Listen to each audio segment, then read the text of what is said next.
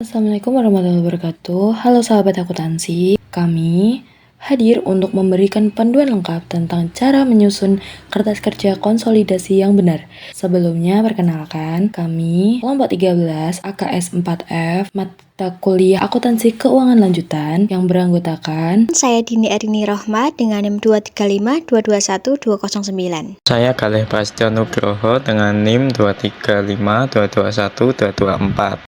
Saya, Anna Widya Ramadhani, NIM 235221237. Di sini kami akan memberikan tutorial atau tata cara membuat kertas kerja konsolidasi. Pertama-tama yaitu siapkan data keuangannya. Kumpulkan laporan posisi keuangan atau neraca dari perusahaan induk dan perusahaan anak. Dan pastikan data mencakup seluruh akun aset, kewajiban, dan ekuitas. Di sini adalah contoh dari konsolidasi dengan akuisisi penuh pada nilai tercatat ekuitas. Dengan cerita, PT Afaf melakukan akuisisi atas seluruh saham yang dimiliki PT Farva senilai 300 juta pada tanggal 1 Januari 2020.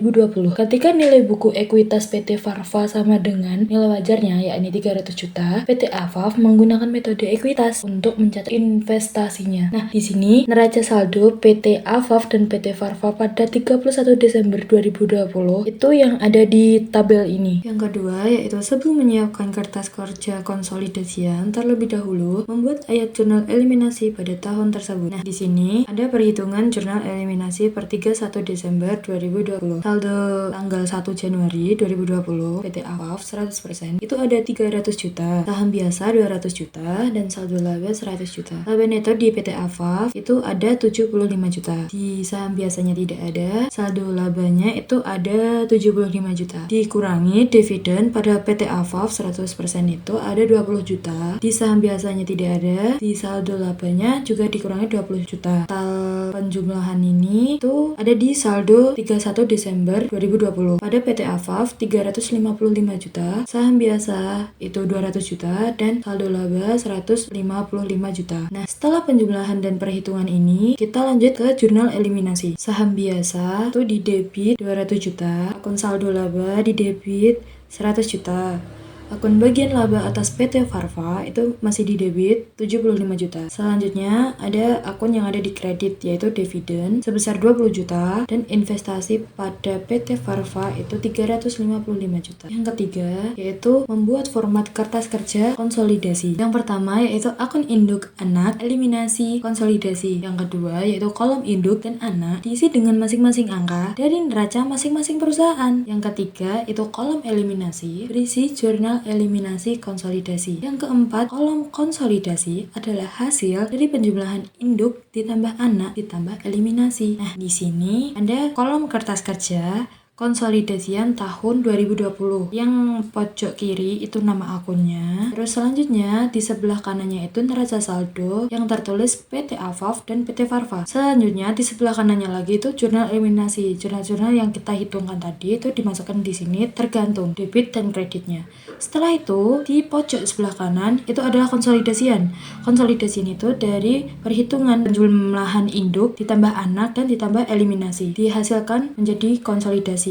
Langkah selanjutnya adalah masukkan angka dari neraca. Yang pertama, masukkan angka-angka dari laporan keuangan masing-masing perusahaan ke kolom induk dan anak. Yang kedua, pastikan semua akun ditulis dengan nama yang sesuai dan angka yang benar. Contohnya sebagai berikut. Akun yang pertama pada laporan laba rugi yaitu penjualan dari PT Afaf sebesar 800 juta dan PT Farva sebesar 250 juta. Lalu beban pokok penjualan dari PT Afaf sebesar 200 juta dan PT Farva sebesar 125 juta. Lalu beban penyusutan dari PT Afaf sebesar 50 juta dan PT Farva sebesar 10 juta.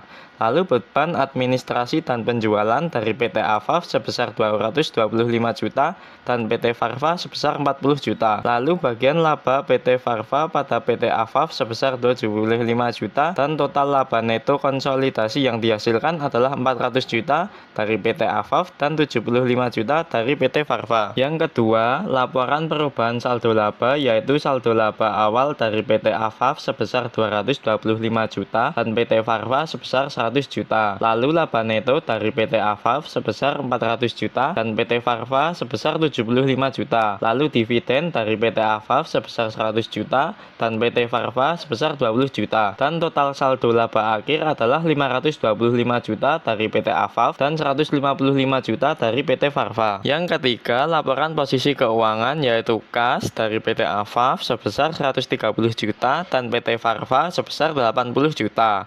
Lalu piutang dari PT Afaf sebesar 165 juta dan PT Farva sebesar 65 juta. Lalu persediaan dari PT Afaf sebesar 200 juta dan PT Farva sebesar 75 juta. Lalu investasi pada PT Farva dari PT Afaf sebesar 355 juta. Lalu tanah dari PT Afaf sebesar 200 juta dan PT Farva sebesar 100 juta. Lalu bangunan dan peralatan dari PT Afaf sebesar 700 juta dan PT Farva sebesar 200 juta. Lalu akumulasi penyusutan dari PT Afaf sebesar 450 juta dan PT Farva sebesar 20 juta. Dan total aset yang dihasilkan adalah 1,3 M dari PT Afaf dan 500 juta dari PT Farva. Dan yang terakhir yaitu utang usaha dari PT Afaf sebesar 75 juta dan PT Farva sebesar 60 juta. Lalu utang obligasi dari PT Afaf sebesar 200 juta dan PT Farva sebesar 85 juta. Lalu saham biasa dari PT Afaf sebesar 500 juta dan PT Farva sebesar 200 juta. Lalu saldo laba dari PT Afaf sebesar 525 juta dan PT Farva sebesar 155 juta. Dan total liabilitas dan ekuitas yang dihasilkan adalah 1,3 M dari PT Afaf dan 500 juta dari PT Farva. Langkah selanjutnya adalah melakukan jurnal eliminasi konsolidasi. Gunakan jurnal eliminasi untuk menghilangkan akun-akun yang tidak boleh muncul dalam laporan konsolidasi. Yang pertama, eliminasi investasi pada anak. Jika induk membeli seluruh saham anak 100% dan menggunakan nilai buku, maka jurnal yang dibuat yaitu modal saham anak pada debit, saldo laba anak pada debit, dan investasi pada anak pada kredit. Tujuannya adalah menghilangkan akun investasi dari induk dan akun ekuitas anak. Yang kedua, eliminasi transaksi antar entitas jika ada.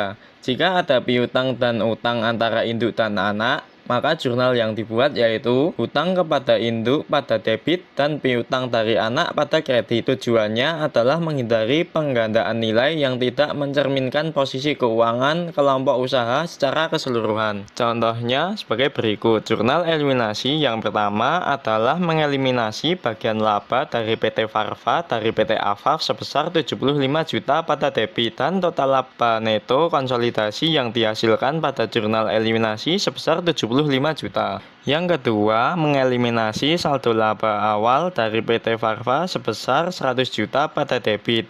Yang ketiga, mengeliminasi laba neto dari PT Farva sebesar 75 juta pada debit. Yang keempat, mengeliminasi dividen dari PT Farva sebesar 20 juta pada kredit. Dan total saldo laba akhir yang dihasilkan pada jurnal eliminasi sebesar 175 juta pada debit dan 20 juta pada kredit. Yang kelima adalah mengeliminasi investasi pada PT Farva dari PT Afaf sebesar 355 juta pada kredit dan total aset yang dihasilkan pada jurnal eliminasi sebesar 355 juta pada kredit. Yang keenam, mengeliminasi saham biasa dari PT Farva sebesar 200 juta pada debit. Yang ketujuh, mengeliminasi saldo laba sebesar 175 juta pada debit dan 20 juta pada kredit. Jadi, total liabilitas dan ekuitas yang dihasilkan pada jurnal eliminasi sebesar 375 juta pada debit dan 20 juta pada kredit. Langkah selanjutnya adalah menghitung kolom konsolidasi. Langkah pertama adalah menjumlahkan setiap baris secara horizontal. Artinya, kita menambahkan nilai dari kolom induk, anak, dan eliminasi untuk masing-masing baris. Setelah mendapatkan hasil penjumlahannya, langkah berikutnya adalah memasukkan angka tersebut ke dalam kolom konsolidasi sesuai dengan barisnya. Contohnya sebagai berikut. Akun yang pertama pada laporan laba rugi yaitu akun penjualan. Nilai dari PT Afaf sebesar 800 juta rupiah ditambah nilai dari PT Farva sebesar 250 juta rupiah. Sehingga totalnya menjadi 1 miliar 50 juta rupiah. Karena tidak ada jurnal eliminasi untuk akun penjualan, maka angka tersebut langsung dimasukkan ke dalam kolom konsolidasi senilai 1.050 juta rupiah. Untuk akun beban pokok penjualan, nilai dari PT Afaf sebesar 200 juta rupiah, ditambah nilai dari PT Farva sebesar 125 juta rupiah. Karena tidak ada zona eliminasi, maka akan langsung ditambahkan dan dimasukkan ke dalam kolom konsolidasi senilai 325 juta rupiah. Untuk akun bagian laba dari PT Farva, hanya terdapat nilai dari PT Afaf sebesar 75 juta rupiah, sedangkan dari PT Farva tidak ada nilai. Kemudian terdapat jurnal eliminasi sebesar 75 juta rupiah, sehingga nilai konsolidasinya 0, yaitu 75 juta dikurangi 75 juta rupiah. Kemudian kolom konsolidasi yaitu 1.050 juta rupiah dikurangi 325 juta rupiah dikurangi 60 juta rupiah dan dikurangi 265 juta rupiah, maka hasilnya yaitu 400 juta rupiah. Untuk akun yang pertama pada laporan perubahan saldo laba, yaitu akun saldo laba awal. Nilai dari PT Afaf sebesar 225 juta rupiah ditambah nilai dari PT Farva sejumlah 100 juta rupiah. Kemudian ada jurnal eliminasi di sebelah debit sebesar 100 juta rupiah. Maka jurnal konsolidasinya yaitu sebesar 225 juta rupiah. Kemudian akun laba neto nilai dari PT Afaf sebesar 400 juta rupiah ditambah nilai dari PT Farva sebesar 75 juta rupiah. Kemudian pada jurnal eliminasi di sebelah debit terdapat 75 juta rupiah, maka konsolidasinya sebesar 400 juta rupiah. Lalu akun dividen nilai dari PT Afaf sebesar 100 juta rupiah ditambah nilai dari PT Farva sebesar 20 juta rupiah. Kemudian ada jurnal eliminasi di sebelah kredit sebesar 20 juta rupiah, maka jumlah konsolidasinya adalah 100 juta rupiah. Kemudian dalam kolom konsolidasi itu saldo laba akhirnya yaitu 225 juta rupiah ditambah 400 juta rupiah dikurangi 100 juta rupiah, maka saldo laba akhirnya menjadi 525 juta rupiah. Untuk akun yang pertama pada laporan posisi keuangan adalah akun kas. Nilai dari PT Afaf yaitu sebesar 130 juta rupiah. Kemudian ditambah dari nilai dari PT Farva yaitu sebesar 80 juta rupiah. Maka langsung dimasukkan ke dalam konsolidasi karena di dalam jurnal eliminasinya tidak ada, menjadi 210 juta rupiah. Kemudian untuk akun piutang usaha, nilai dari PT Afaf sebesar 165 juta rupiah ditambah nilai dari PT Farva sebesar 65 juta rupiah. Karena tidak ada zona eliminasi, maka langsung juga ditambahkan ke konsolidasi menjadi 230 juta rupiah. Kemudian akun persediaan, nilai dari PT Afaf sebesar 200 juta rupiah ditambah nilai dari PT Farva sebesar 75 juta rupiah. Karena tidak ada zona eliminasi, maka langsung ditambahkan juga dan dimasukkan ke dalam kolom konsolidasi senilai 275 juta rupiah. Untuk akun investasi pada PT Farva itu hanya ada pada PT Afaf saja, senilai 355 juta rupiah. Kemudian di dalam jurnal eliminasi dalam kolom kredit juga ada senilai 355 juta rupiah, maka dijumlahkan menjadi 0. Untuk akun tanah, nilai pada PT Afaf yaitu senilai 200 juta rupiah, ditambah nilai dari PT Farva sebesar 100 juta rupiah. Karena tidak ada jurnal eliminasi, maka langsung dijumlahkan menjadi 300 juta rupiah di kolom konsolidasi. Untuk akun bangunan dan peralatan, nilai dari PT Afaf sebesar 700 juta rupiah, ditambah nilai dari PT Farva sebesar 200 juta rupiah.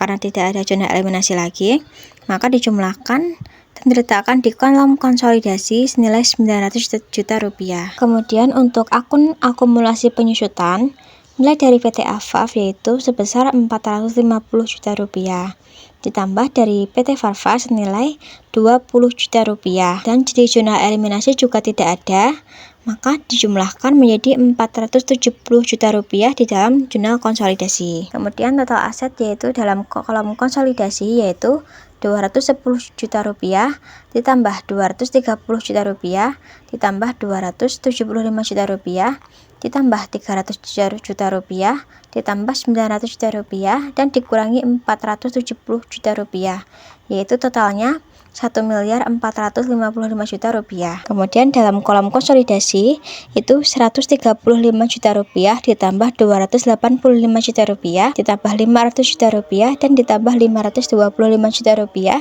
menjadi 1.445 juta rupiah. Kemudian langkah selanjutnya adalah memeriksa keseimbangan neraca. Pastikan bahwa total aset sama dengan total kewajiban ditambah dengan ekuitas. Jadi jika tidak seimbang, bisa dicek ulang eliminasinya atau perhitungannya. Itu tadi adalah langkah-langkah membuat kertas kerja konsolidasian. Kertas kerja konsolidasi siap digunakan sebagai dasar penyusunan laporan keuangan konsolidasi. Hasil akhirnya akan menampilkan kondisi keuangan gabungan dari induk dan anak seolah-olah mereka adalah satu entitas. Akhirnya selesai juga pembahasan kita tentang kertas kerja konsolidasi kali ini. Mudah-mudahan kalian jadi lebih paham ya tentang konsolidasian setelah menonton video ini. Terima kasih banyak sudah meluangkan waktu dan jangan lupa untuk terus dukung channel kami dengan like dan subscribe. Sampai jumpa di video selanjutnya. Bye bye.